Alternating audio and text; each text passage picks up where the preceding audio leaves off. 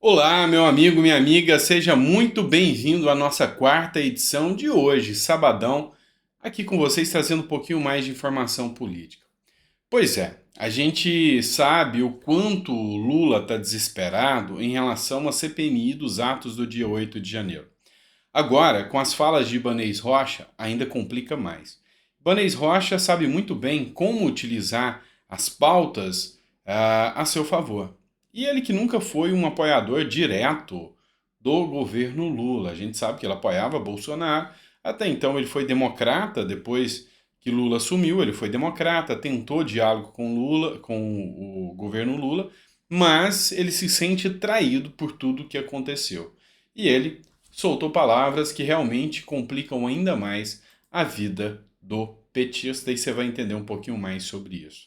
Também vamos falar de Donald Trump. Donald Trump soltou em suas redes sociais que vai ser preso. Ele não falou que acha que vai, ele confirmou que vai ser preso. Eu vou explicar um pouquinho mais para você aqui do caso, para você que você possa entender como tudo isso está acontecendo e a manifestação que ele deu nas redes sociais. Ainda vamos falar também do caso do Bismarck, que é aquele humorista que foi preso. No último vídeo eu falei sobre a situação dele, tem pouquíssima informação ainda sobre o que aconteceu, mas aqui a gente recebeu novas informações sobre o humorista que se encontra preso agora em Foz do Iguaçu. E ainda, se der tempo aqui, a gente vai falar sobre as ações dos criminosos lá no Rio Grande do Norte, que tem muita coisa importante acontecendo e está tomando cada vez proporções maiores e o governo não consegue controlar. E o governo, assim como a mídia, vem passando pano e tentando esconder essa situação. A gente vai falar tudo isso com você.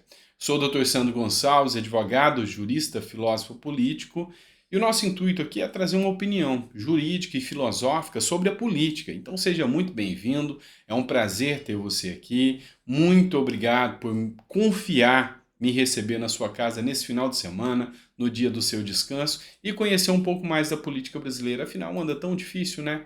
Mas bora lá, vamos começar de informação. Só lembrando a você, se não for inscrito no nosso canal, inscreva-se. Dê o nosso apoio aí, bora rumo a 1.400.000 seguidores. Bora de matéria, pessoal? Bora tornar um pouco mais, com mais conhecimento nesse sabadão? Então vem comigo. Vou trazer essa matéria para vocês aqui, que foi publicada no site UOL Notícias, tá bom? Olha só, o título é Atos Golpistas. O que aconteceu no 8 de janeiro foi apagão geral, diz Ibanez ao retornar ao governo do Distrito Federal. Eu já tinha falado sobre essa matéria com vocês, mas agora eu quero expor alguns pontos da fala do Ibanez. E aqui ele joga diretamente a responsabilidade sobre Lula e sobre Flávio Dino pelos atos que aconteceram. Então ele mostra que realmente ele retornou para o cargo antes da hora, porque ele conseguiu, graças à CPI lá de Brasília, demonstrar a sua inocência. Mas aqui ele mostra a ausência de ação, tanto de Lula quanto de Flávio Dino. Assiste comigo e eu já volto, videozinho só de 1 minuto, tá, pessoal? Quero dizer o seguinte, o que aconteceu no 8 de janeiro, na minha visão, foi um apagão geral. É você querer culpar alguém por aquele momento. Por exemplo, eu recebi mensagens do secretário de segurança que estava no cargo, Fernando, dizendo que as coisas estavam extremamente tranquilas, transmitindo uma mensagem de tranquilidade. A Polícia Militar estava lá a postos. Eu acho que houve um apagão geral. No Supremo Tribunal Federal, talvez não, porque lá eles tinham poucos seguranças. Mas o Palácio do Planalto, que tem um batalhão à sua disposição, houve um relaxamento total. A Força Nacional também não atuou. Nós tivemos um apagão geral na segurança do Distrito Federal. Vamos lá, vamos deixar bem claro. A Celina Leão, que assumiu o lugar no lugar do Ibanez Rocha, ficou como governadora enquanto ele foi afastado, falou em sabotagem. Ela mesma disse que Ibanez Rocha foi sabotado. E quem poderiam ter sido as pessoas que sabotaram Ibanez?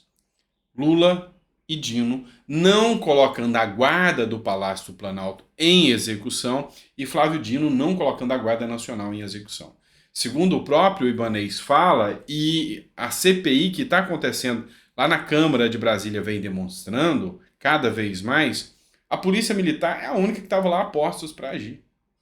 E aquela narrativa do Dino de que a Força Nacional não deveria agir não está convencendo mais. Tanto é que Ibanez voltou ao cargo, o Fábio Vieira, que era o comandante da Polícia Militar, foi liberado graças às filmagens que Lula pôs sigilo, e agora Ibanez voltou com mais força do que nunca e já chegou atirando para o lado de Lula. O Palácio do Planalto tinha responsabilidade e não agiu, e Dino também com a Guarda Nacional e não agiu. Lógico, da forma dele, ele não quer criar um caos institucional, mas foi bem isso que deu para se entender da fala dele. Então, eis o motivo de tanto desespero em relação à CPMI dos atos do dia 8 de janeiro. Porque a CPI que está acontecendo lá em Brasília, tem essa CPI da Câmara Legislativa, é conduzida por petistas. A CPMI que vai acontecer lá no Congresso Nacional, essa não. Essa é da oposição. E teve mais senador que assinou, tá? Então, ou seja, agora ninguém quer ser taxado como o que não assinou. Porque todo mundo tá vendo que vai dar alguma coisa pro lado do Lula e não quer estar nesse balaio de gato. Vamos falar agora sobre Donald Trump para vocês. Trump diz que pode ser preso na próxima terça-feira, já tem data, e pede protestos. O presidente dos Estados Unidos, Donald Trump, usou sua rede social, a Truth Social, neste sábado, para afirmar que deve ser preso na próxima terça-feira, dia 21/3, em um caso envolvendo um suposto suborno à atriz pornô Stormy Daniels. Deixa eu explicar essa situação para vocês. Segundo informações, eu lembro desse caso, eu acompanhei na época que foi anunciado isso aqui, foi lá antes das eleições presidenciais nos Estados Unidos. A campanha utilizada contra Trump alegava que ele tinha subornado, tinha feito um pagamento de $130 mil para uma atriz pornô que tinha um caso com Donald Trump. E ele a subornou dando dinheiro para que ela não revelasse o seu caso com essa atriz pornô. Na verdade, Trump nega veementemente que tenha qualquer relacionamento com ela, que tenha tido qualquer relacionamento com ela, e ela depois recebeu o dinheiro e mesmo assim veio a público e o denunciou. É segundo trazem as informações. Então, na plataforma online, o Trump, ele anunciou que isso é uma jogada política para tirá-lo das eleições. Ou seja, mais uma vez, deixá-lo inelegível, uma vez que se ele for preso por suborno a atriz pornô, ele não vai poder estar concorrendo, tá certo?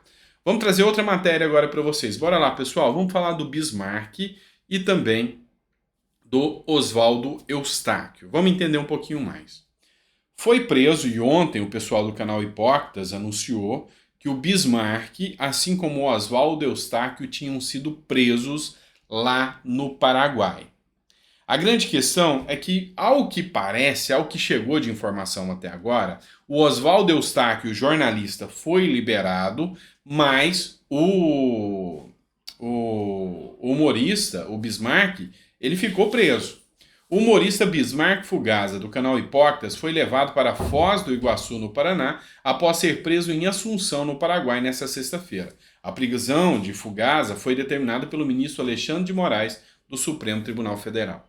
A grande questão aqui, e o ponto que se discute aqui, ele havia feito, segundo informações da liderança do canal Hipócritas, o pedido de asilo político no Paraguai. E como ele foi remetido para cá? E o Oswaldo Eustáquio tinha também feito, mas o Oswaldo Eustáquio foi liberado e não foi encaminhado para o Brasil. O grande ponto aqui é a visão da população, que ainda continua questionando os crimes que foram cometidos pelo Bismarck. Dá uma olhada só no tipo de comentário. O Thiago Viana colocou aqui. Qual é o crime que ele cometeu? Alguém sabe me informar? O Mauro Nascimento colocou aqui. Deixa eu adivinhar. Por atos antidemocráticos, que ele nem estava presente, contudo fez piada das decisões do que ele chama aqui de Xandaquistão, né? Sei lá, me lembram os regimes que ou prendem ou matam a oposição. A Eliana Baciega perguntou qual a acusação. Ou seja, O Paulo colocou: Alexandre de Moraes provou mais uma vez que ele é quem manda no Brasil. Então, assim, causa uma perplexidade, causa uma indignação dos brasileiros. Como jurista, eu falo, a acusação tem que ser clara e límpida e tem que demonstrar os crimes que foram cometidos. Até então, crime de fazer humor, de opinião, não existe no ordenamento jurídico brasileiro. Então, algo não está certo nessa argumentação. Eu ia falar ainda nesse vídeo, mas não quero que o vídeo fique extenso, sobre a questão dos ataques que estão ocorrendo no Rio Grande do Norte. Vai ficar para o próximo vídeo. Eu vou voltar às 9 horas da noite e a gente vai falar sobre esse tema, tá bom? Grande abraço, fica com Deus e até o próximo vídeo.